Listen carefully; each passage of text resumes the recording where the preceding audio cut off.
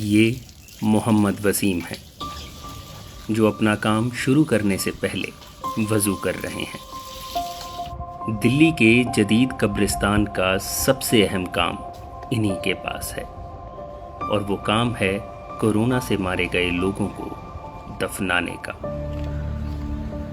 जिन्हें इस कब्रिस्तान में एक अलग जगह पर दफनाया जाता है। वसीम कहते हैं कि इन्हें मुर्दा शरीरों से डर नहीं लगता, डर लगता है तो बस इस खतरनाक बीमारी से।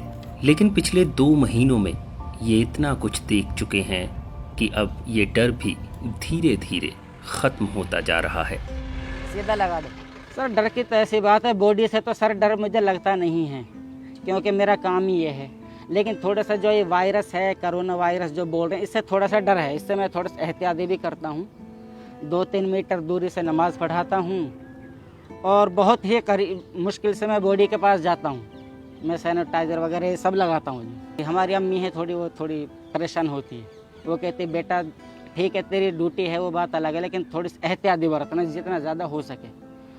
और उन्होंने ये भी कहा कि अगर किसी गरीब की जितनी ज़्यादा मदद हो वो मदद भी करना, उससे भी पीछे ना हटना। एक लेडी, एक उसके साथ में छोटा सा बच्चा, लेडीज बॉडी अपनी आप मियाँ की खुद उतार रही है, तो क्या करेगी इंसानियत? वो तो जागेगी जनाब। हमने उतरवाई वो उसको, बहन को हमने आप साइड में बिठाया, बहन आप यहाँ बैठ जाइए, अभी हम हैं। तो हमने बॉडी को उतरवाया जनाब। क्या करेगी फिर इंसानियत? डर सब ख़त्म हो गया। ऐसे ऐसे वाक़े आए, सब डर हमारा ख़त्म हो गया, जब डर नहीं रहा। इस काम में इनका साथ देते हैं शमीम, जो इस कब्रिस्तान के केयरटेकर हैं, और जेसीबी की मदद से वो कब्रों की खुदाई करवाते हैं। शमीम भाई यहाँ के एक ठेकेदार बोलते हैं जी, एक केयरटेकर समझ लो, वो हैं जी कब्रिस्तान के। सर उनका काम अलग है, मेरा काम अलग है। हम दोनों मिलके एक ऐसा रोल अदा कर रहे हैं, बहुत अच्छा, उससे बहुत खुशी भी होती है। ऐसा है कि जो नॉर्मल कब्र जो होती है हमारी, वो हम नॉर्मल जो रखते हैं वो रखते हैं हम 3 फुट। लेकिन जो कोरोना पॉजिटिव और जो कोरोना सस्पेक्टेड है ना, इनके लिए जो हम कब्र रख रहे हैं वो 10 से 15 फुट गहरी कब्र रखते हैं, इन्फेक्शन की वजह से, जैसे इन फ्यूचर कभी वो इन्फेक्शन मतलब बाहर ना आ पाए। अल्लाहु अकबर, अस्सलामु अलैकुम व रहमतुल्लाह। वसीम का कहना है कि अब तक वे कोरोना के शिकार 130 लोगों को सिर्फ इस जदीद कब्रिस्तान में दफना चुके हैं, जबकि दिल्ली सरकार के आंकड़ों के मुताबिक 21 मई तक दिल्ली में कोरोना से मरने वालों की संख्या 196 है। आराम से भाई, आप छोड़ो। 130 हो गए जी आज। कल 128 थे, आज 2 बॉडी आई हैं, 130 हो गए जी। उसमें से तकरीबन 20 या 25 बॉडी ऐसी होंगी जो हमने अपने हाथों से नीचे उतरवाई हैं, जिनके साथ में कोई नहीं, एक भी बंदा नहीं, या किसी के साथ में एक है, बाकी रिश्तेदार वगैरह वो सब भाग गए, छोड़ के चले गए। वसीम कहते हैं कि कोरोना का डर इस कदर लोगों के मन में बैठ गया है कि कई लोगों की तो मैयत पर कोई आंसू बहाने वाला तक नहीं होता। लेकिन इस दौरान कुछ वाक़ये ऐसे भी हुए कि इन्हें लगा इंसानियत आज भी जिंदा है। रहने वाले जो जिनका इंतकाल हुआ था रोहनी साइड के थे जी, इनका भी कोई नहीं था जनाब अली। एक नॉन मुस्लिम थे, एक भाई मुस्लिम थे, 2 आदमी थे जनाब। हमने उसमें भी हिस्सा लिया और उसकी बॉडी को तदफीन किया, और उनको पीपी किट वगैरह भी दी।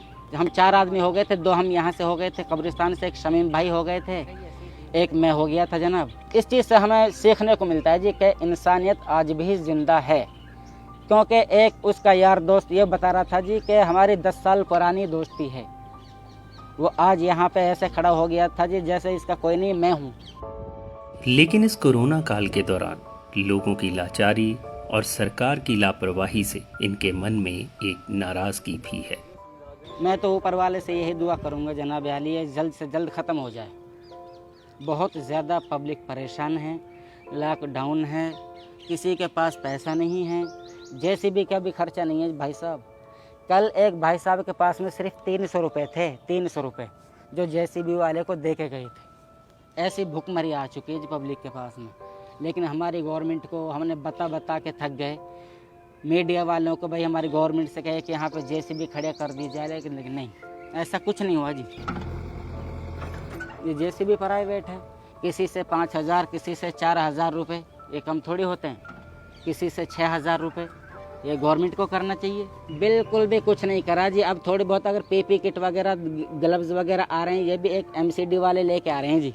जब ज़्यादा मीडिया में ये बात फैल गई है तब, ऐसा कोई गवर्नमेंट की तरफ से कुछ नहीं आया कि लो जी आपके पास ये चीज़ नहीं है, अभी तक कुछ नहीं हुआ जी। आ जाओ जी, आ जाओ।